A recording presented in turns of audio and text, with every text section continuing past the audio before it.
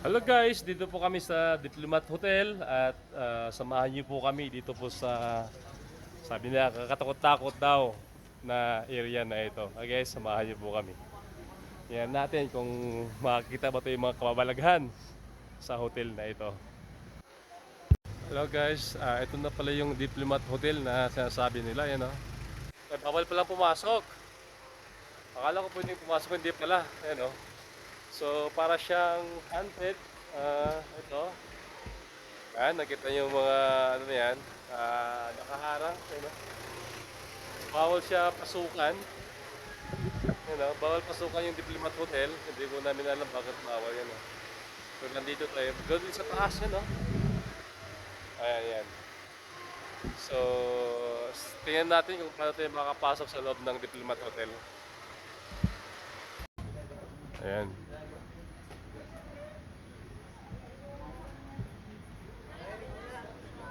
Ayan, oh.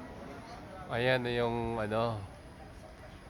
Ayan, yung ito pala yung tirahan ng mga pari nung unang panahon dito sa ano, Baguio. Ayan. Oh. So, hindi naman nakatakot. Ayan, oh. Ayan. So guys, ikot lang muna tayo, ikot. Ah, silipin muna natin yung ilalim, yung loob. Silip muna tayo sa loob kung anong mayroon. Ayan. Ayan. Wala naman nagpapakita pa pala. Baka natutulog pa yung mga multo dito. Ayan.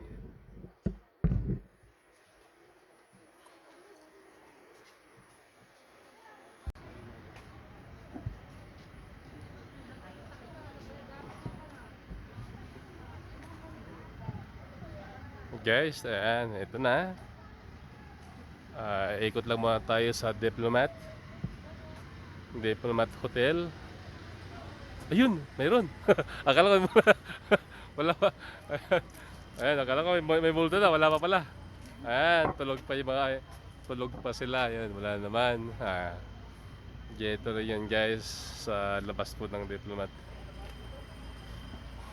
Okay.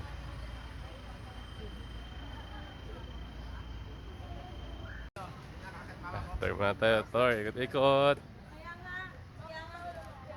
Ikot-ikot.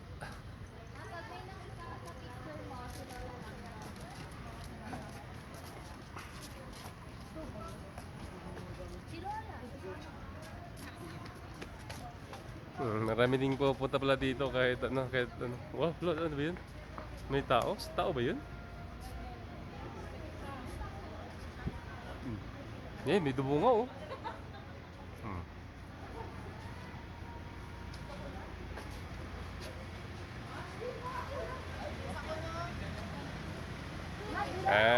Gay.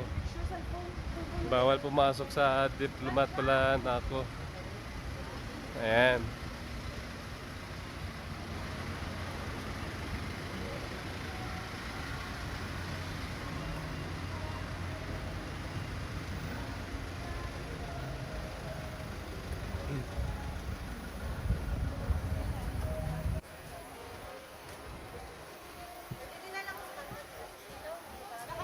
Ayan guys, hanggang dito na lang kasi patapos na tayo. Ay sige, pwede kuha ng sige. Hindi pa kayo sa gitna. Wag masyado doon. Okay. Kasi masyadong maliit ang kanya.